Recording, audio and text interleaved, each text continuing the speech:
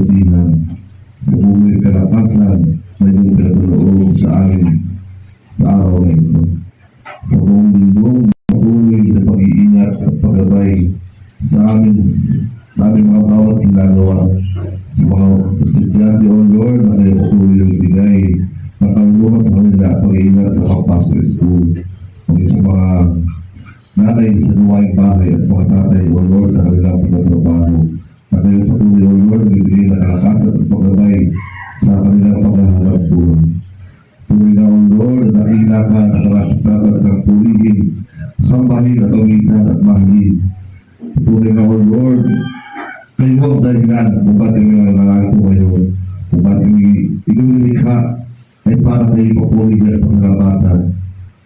Itaas ang iyong ngalan, O Lord. Salamat, O Diyos, sa araw na ito, sa magandang panahon na ibigay sa amin. Patuloy na kayo patuloy, O Lord, nagkalayo sa amin sa anumang mga kalamidad, mga disgrasya, na kayo patuloy, O Lord, nag-iingat sa amin.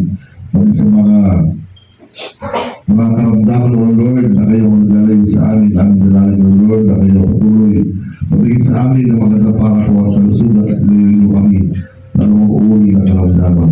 At aming nadalangin, O Lord, ang aming mga kapatiran sa balik na karamdaman. Kayo, O Lord, ang aming dakilang doktor, nagkapagaling ang mga uli ng sakit, O Lord.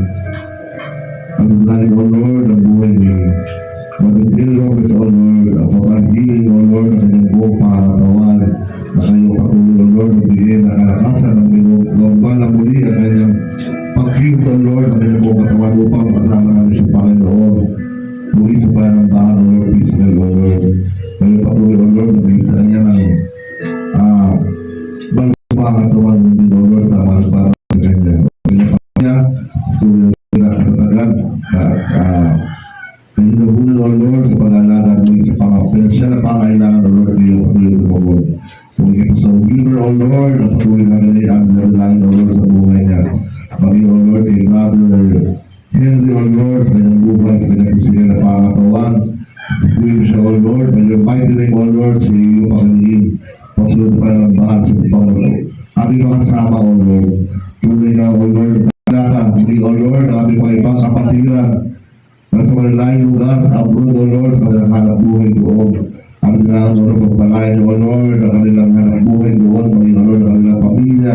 Pagkaman palayan sila, O Lord, ay kung sila kayaman, papalayo sa inyong buti. Sa patuloy palalahanan, O Lord, na kayo ang aming Diyos, na lagi nandiyan nagiging tayo